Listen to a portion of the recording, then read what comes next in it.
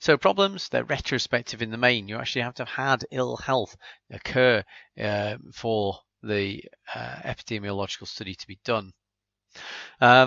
Difficult to determine the accuracy of the exposure assessment. There's some fairly massive assumptions made there, especially if you're dealing with large populations for more subtle effects where you need big sample sizes in order to try to tease out some of the more subtle effects.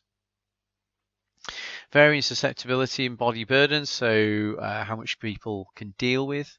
Internal controls and environmental factors can impact on the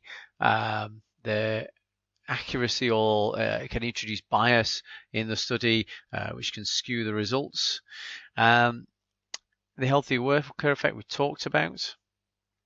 Lack of health surveillance. If you're not actually using, if you've got countries which don't actually collect the information in the first place, and it costs money to collect this data, and so it becomes quite a difficult argument to sustain to keep on collecting this information. And so a lot of countries, they just don't collect the information. So if you don't have the information on health surveillance, you're not finding out what the cause, so what the causes of people's ill health are, or the rates of certain pathogenicities, diseases, then it's very difficult to then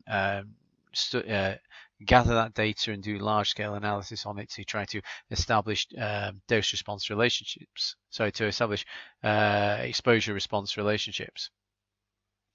Dose-response relationships, what response does something give? We talked about some of those. Establishing association and causation.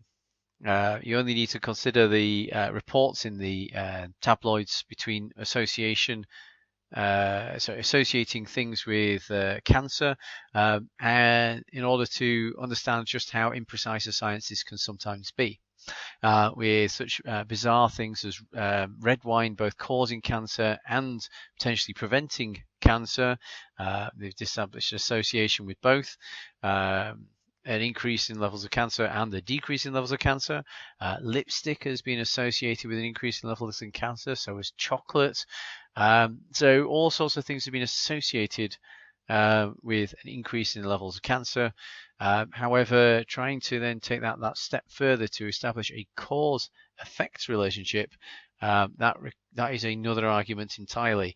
And so usually these studies are incorrectly reported. They don't say that there's a causative agent, they say there is an association. Where you find association, that identifies an area for further research in order to work out whether there is a cause-effect relationship there. So first you go for association, then you look for cause-effect relationships.